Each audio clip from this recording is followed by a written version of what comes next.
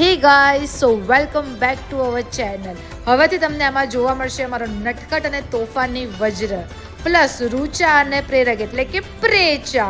સો guys keep supporting, like, comment અને subscribe કરતા રહેજો. Okay so hey good morning guys and welcome back to our channel Precha vlogs. તો ભાઈ આજથી once again અમે લોકો વ્લોગ સ્ટાર્ટ કરીએ છીએ. સપોર્ટ કરતા રહેજો તો અમે રેગ્યુલર વ્લોગ્સ અપલોડ કરતા રહીશું. તો વાગી ગયા છે સવારના 6 અને હું જઈ રહી છું ચાલવા માટે. અમારા ઘરની નજીક જ જ્યોતિર્ન હવે ગાર્ડન છે, ત્યાં ચાલવા જઈ રહી છું. ને સવારમાં ખબર નહીં કોણ ખતરનાક યાદ કરે છે, મને બહુ જ હિચકી આવે છે. તો છે ને આજુ હવે રોડ ઉપર છે ને કૂતરા ના હોય ને તો હું ચાલતી જાઉં, પણ મને કૂતરાનો અવાજ આવે છે એટલે આપણે અહીંયાથી વ્હીકલ લઈને જઈશું. મારી એક ફ્રેન્ડ પણ મારી સાથે આવે છે, પણ આજે ફોન નથી ઉપાડી રહી એટલે મને લાગે છે એ આજે સ્કીપ કરવાની છે. તો લેટ્સ ગો. મારો 1 કલાક ચાલવાનો ટાઈમ છે અને આમ તો હું 5:45 જ જતી રહું છું, બટ આજે આપણે લેટ છીએ તો ફટાફટથી ભાગીએ ગાર્ડન.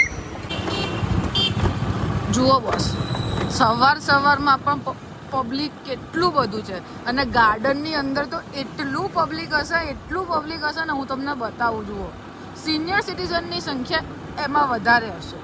અમારા જેવા કરતાં તો સિનિયર સિટીઝનને એમની હેલ્થની વધારે પડી છે. આ જુઓ પેલા ભાઈ વળ્યા ને એ ગાર્ડનમાં જઈ રહ્યા છે. આપણે પણ ફટ કરતું વ્હીકલ મૂકી દઈએ ગાર્ડનમાં અને ફટાક સે પૂર કરતા જતા રહીએ. ચાલો આગળ જ મૂકીએ જેથી નીકળવામાં ઇઝી પડે. જુઓ, કૂતરાનું નામ લીધું અને કૂતરું છે ને સ્વાગત કરવા થઈ અને મારી બહુ ફાટે કૂતરાથી ભાઈ. જો ભાઈ જેને ઘાસમાં ચાલો ને એની માટે ઘાસ પણ છે અહીંયા છે ને. એકચ્યુઅલીમાં ખુલે 5:45 વાગે અને 15 જ મિનિટમાં જુઓ તમે દેખાશે બધા જ સિનિયર સિટીઝન્સ છે, બધા જ.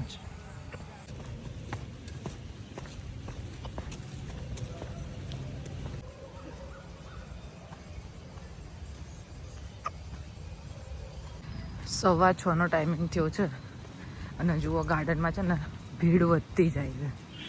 સીધી દિશામાં અને ઊંધી દિશામાં બંને દિશામાં લોકો આયા જ કરે છે. અને મારો આ 4થો રાઉન્ડ છે અને યુ સી મને પરસેવો થવાનો ચાલુ થઈ ગયો છે. સ્પીડમાં ચાલું છું થોડું, જો પાછળ બી બધા ચાલતા આવતા જશે.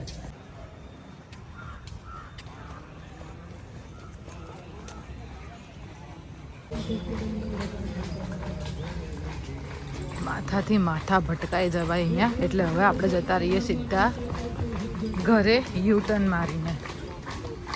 ભાઈ 7 વાગી ગયા છે અને આપણે આવી ગયા છીએ ઘરે. હવે જોઈએ વજ્ર અને પ્રેરક શું કરે છે.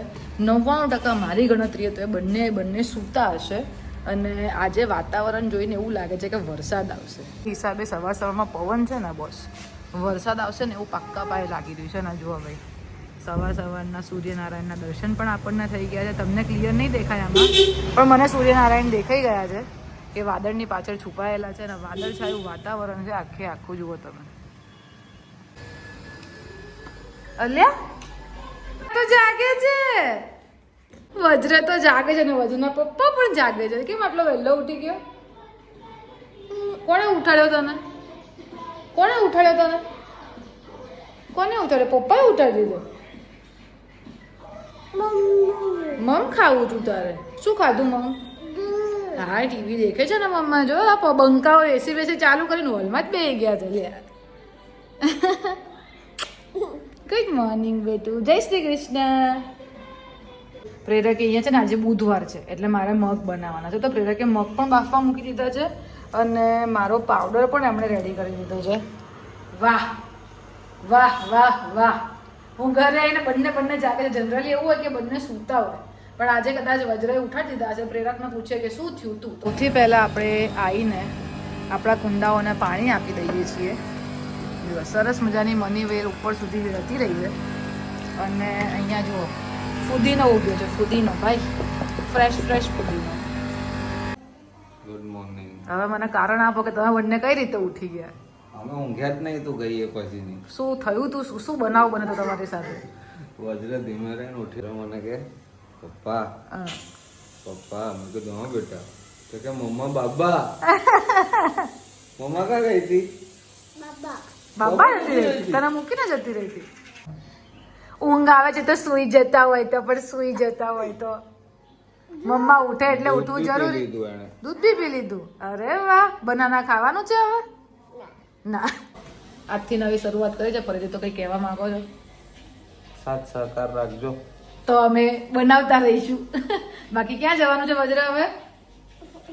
વજ્ર હા બેટી. બ્રશ કરવા જવાનું? ક્યાં જવાનું બ્રશી કરવા? ત્યાં જવાનું. હા બેટી. કોણ કરાવશે બ્રશ? બ્રશ કોણ કરાવશે? હા હું જ કરાવીશ. ચલો જાઓ. કેમ રડો છો સવાર સવારમાં?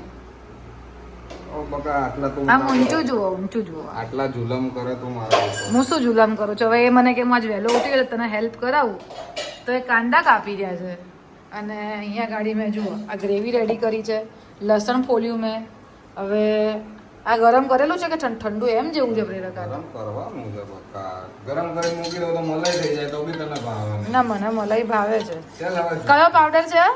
જીઆરડી. જીઆરડી પાવડર ભાઈ હું પીવું છું. આ કોઈ પ્રોટીન પાવડર નથી હો, જીઆરડી પાવડર છે. મારામાં છે ને વિટામિન્સની કમી છે. મને કમરની પ્રોબ્લેમ થઈ ગઈ હતી વચ્ચે સખત, જેના કારણે મારે B12 ના ઇન્જેક્શન પણ લેવા પડે અને D3 પણ લેવું પડે.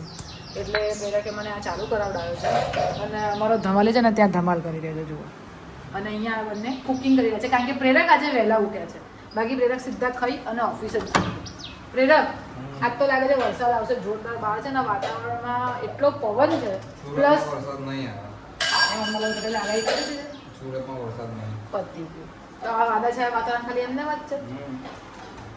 ભાઈ અંબાલાલ પટેલ અને પ્રેરક ચૌધરીએ આગાહી કરી દીધી છે કે સુરતમાં વરસાદ નહીં આવે. હવે જોઈએ આગાહી આગામી 24 કલાકમાં આવે છે કે નથી આવતું. વજ્ર છે ને સ્લાઇડ ઉપરથી ઉપર ચડવા ટ્રાય કરે છે. ચલાવતો રે વજ્ર. અને મોઢા તો એવા બનાવશે ને બેઠા રૂચા જેવા. હો ઓય ભાઈ શું છે? એકદમ ડિટ્ટો કોપી. જો જો જો જો જો જો આ બધા નખરા રૂચાએ શીખવાડેલા છે.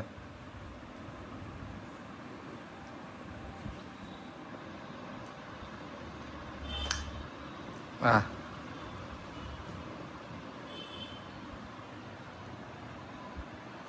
वज्र चल ऊपर આવતો તો બેટા. आ जाओ, तुम्हारे साम्राज्य में तुम्हारा स्वागत है जनाब.